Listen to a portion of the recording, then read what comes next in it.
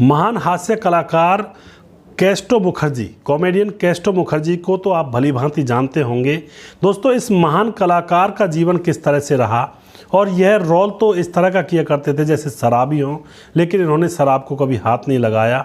और यह उस ज़माने में बहुत ही ज़्यादा पढ़े लिखे थे, लेकिन पर्दे पर लगता है कि यह पढ़े लिखे नहीं थे और शराबी थे। इनके बारे में पूरी जानकारी यहाँ पर लेंगे। अंत समय इनका बड़ा ही अजीब गुजरा था। इनका बड़ा ही एक तरह से कहते हैं दुखों भरा समय रहा था अंत समय जब था। कई मुसीबतों के पहाड़ इनके ऊपर टूट पड़े थे। नमस्कार, मैं हूं सुदेश कुमार और फिल्मी कहानियां चैनल में आपका स्वागत है। आज हम यहां पे जानेंगे कैस्टो मुखर्जी, जो कि हास्य कलाकार रहे हैं।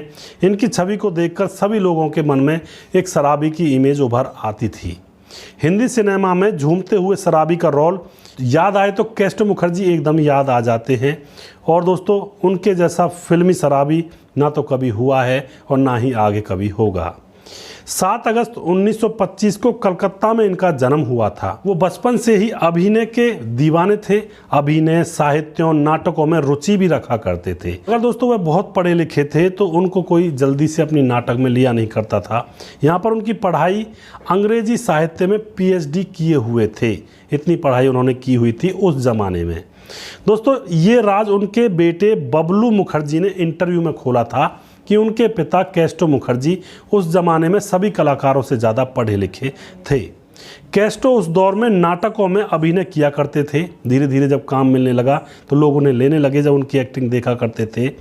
उनके 2 पक्के दोस्त बन गए थे, एक अभिनेता विश्वजीत और दूसरा अभिनेत्री राखी।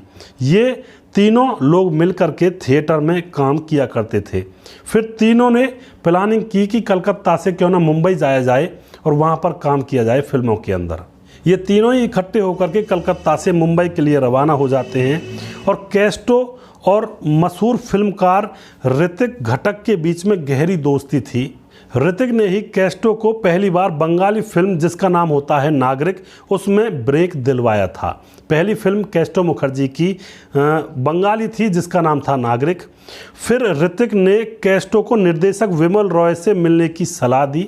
विमल रॉय जो कि हिंदी फिल्मों के डायरेक्टर थे, निर्माता थे। विमल से जब कैस्टो मिलने के लिए पहुंचते हैं तो उन्होंने कहा कि अभी हमारे पास काम नहीं है और इनको टाल देते हैं। लेकिन कैस्टो मुखर्जी वहीं पर खड़े रहते हैं। और फिर जब कैस्टो मुखर्जी खड़े रहते हैं तो विमल रॉय सोचते हैं कि इनको कोई ना कोई ऐसा काम दिया जाए जो ये कर ना पाएँ और फिर ये यहाँ से चले जाएं। तो यहाँ पर क्या होता है दोस्तों, विमल रॉय उनसे कहते हैं कि कुत्ते की ज़रूरत है हमारी फिल्म में, कुत्ते का रोल क्या तुम कर सकते हो। तो कैस्टो ने यहाँ पर कुत्ते की तरह भौंकना स्टार्ट कर दिया और कुत्ते की एक्टिंग इतनी बखूबी तरीके से निभाई कि विमल रॉय उनके दीवाने हो गए और अपनी अगली फिल्म में उनको तुरंत साइन कर लिया। वैसे कैस्टो और निर्देशक ऋषिकेश मुखर्जी की जोड़ी हिंदी सिनेमा में सबसे अच्छी रही थी और सबसे लॉन्ग लाइफ चलने वाली रही थी। ऋषिकेश की 1957 में एक फिल्म आई थी जिसका नाम था मुसाफिर। उस फिल्म से ही कैस्टो ने हिंदी फिल्मों में अपना पहला कदम रखा था। फिर ऋषिकेश ने उनको चुपके फिल्म में मौका दिया। गोलमाल फिल्म में गुड्डी जैसी फिल्मों में काम करने का सुनहरा अवसर दिया। ऋषिकेश की एक फिल्म आई थी खूबसूरत, जिस फिल्म में काम करने पर तो कैस्टो मुखर्जी को फिल्म फेयर पुरस्कार भी मिला था उस ज़माने में। यानी कि इतने बड़े कलाकार ये थे, लेकिन देखने में लगता था कि ये कुछ भी नहीं है। वैसे शोले फिल्म में उनको नाई का रोल भी बहुत ही फेमस हुआ था। आज तक भी लोगों को उनके नाई का रोल याद है जो शोले फिल्म में नाई का रोल निभाया था। फिल्म परिचय में भी उनका किरदार लोग भूल नहीं पाए हैं अभी तक भी। कैस्टो के बारे में कहा जाता है कि वह शराबी बनने का रोल किया करते थे, लेकिन वह रियल में शराब को हाथ तक नहीं लगाते थे। तो जब वह शराब को हाथ तक नहीं लगाते थे तो उन्होंने एक्टिंग करनी कहाँ से सीखी, इसके बारे में भी एक किस्सा है। यहाँ पर दोस्तों, कैस्टो ने शराबी की एक्टिंग एक शराबी पापड़ बेचने वाले से देख करके सीखी थी।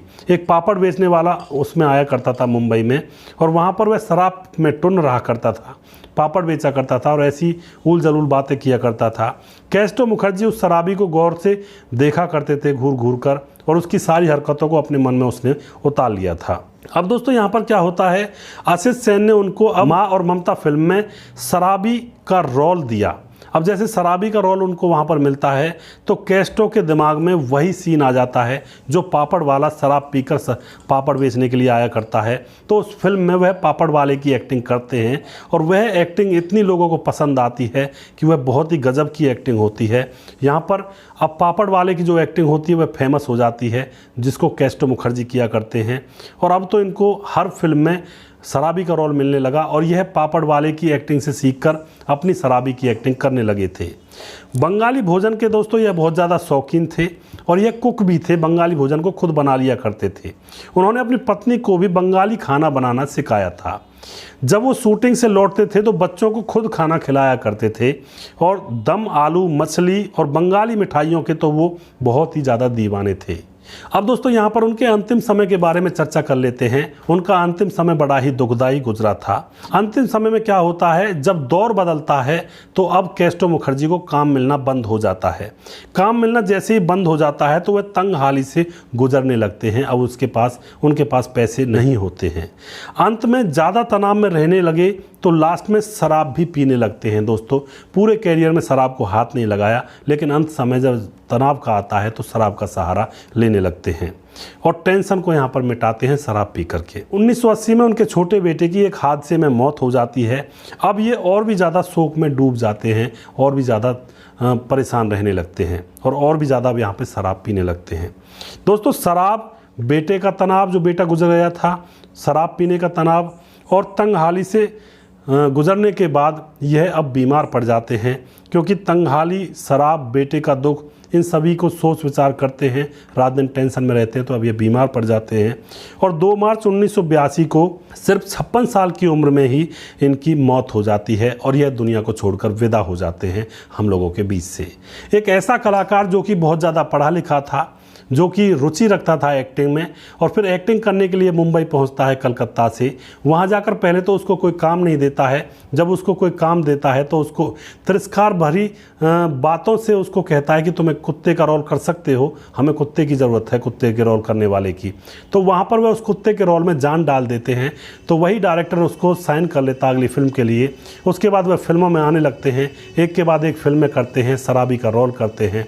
बहुत ही अच्छा उनका रोल होता है और शराबी का रोल उन्होंने करना एक पापड़ वाले से सीखा था, जो कि पापड़ बेचने के लिए उनके घर पर गली मोहल्ले में आया करता था। वह शराब पीकर पापड़ बेचा करता था। तो दोस्तों यहाँ पर शराबी का रोल वह बहुत ही अच्छे से निभाते थे। उनको देखकर ही एक शराबी व्यक्ति की याद आ जाती है और उसके बाद उनके बेटा गुजर जाता है, काम मिलना बंद हो जाता है और फिर यहाँ पर वह परेशान होकर तंग हाली में गुजरते हुए शराब पीने लगते हैं। शराब पीते पीते वह बीमार हो जाते हैं और सिर्फ 56 साल की उम्र में 2 मार्च 1982 को उनका निधन हो जाता है। यानी कि दुनिया के अंदर आए थे उम्मीदें लेकर के, हम ये करेंगे, वो करेंगे, इतना पैसा कमाएंगे, ये बिल्डिंग बनाएंगे, वो गाड़ी लेंगे, लेकिन अंत समय में वो सारा दौर जब गुजर जाता है तो सिर्फ और सिर्फ परमात्मा की याद आती है और उसके पास ही इंसान को जाना पड़ता है। ये है दुनिया का सच और जीवन का सच। जिंदगी के अंदर ना कुछ लेकर आते हैं, ना कुछ लेकर जाते हैं, सिर्फ अच्छे कर्म लेकर जाता है इंसान। अगर कोई इंसान अच्छे कर्म करता है, अपने कमाए गए नेक पैसों से उनको अच्छे कर्मों में लगाता है, उनसे दान पुण्य करता है, तो लोगों की दुआएं अपने साथ लेकर जाता है, वरना कुछ भी अपने साथ लेकर नहीं जाता है। तो ज़िंदगी के अंदर कभी घमंड ना करें, ऊपर चढ़ते हुए नीचे वाले लोगों का ख्याल ज़रूर रखें, क्योंकि ज़िंदगी में नीचे भी उतरना पड़ता है अंत समय में। तो नीचे उतरते वक्त उन्हीं लोगों से दोबारा मुलाकात होती है जिनको आप छोड़कर ऊपर गए थे, तो उनके साथ आपका सामंजस्य बैठ जाएगा। अगर घमंड करके सबसे लड़ाई करके ऊपर चढ़ोगे तो नीचे उतरते वक्त आपका कोई भी संगी साथी नहीं रहेगा। तो नीचे वाले लोगों का भी ध्यान रखें, अपना भी ध्यान रखें, ऊपर वाले का नाम लें। अल्लाह, वाहेगुरु, ईश्वर, परमात्मा, राम, श्री कृष्ण, जिनको भी आप मानते हो उनका नाम लें, अपने जीवन को धन्य बनाएं, अपनी यात्रा को आगे प्रारंभ करें। अगर आपको हमारा वीडियो अच्छा लगता है तो उसको शेयर ज़रूर कर दिया करें और हमारा यह प्रोग्राम आपको कैसा लगता है इसके बारे में कमेंट बॉक्स में लिखकर ज़रूर जाएं दोस्तों, जिससे कि हमें हौसला मिलेगा और भी ऐसे कलाकारों के ऊपर वीडियोज़ बनाकर लेकर आएंगे। दोस्तों देखते रहिए फिल्मी कहानियाँ चैनल और अगला प्रोग्राम बहुत जल्दी फिर से लेकर आऊँगा किसी दूसरे कलाकार के ऊपर। तब तक जय हिंद, जय भारत।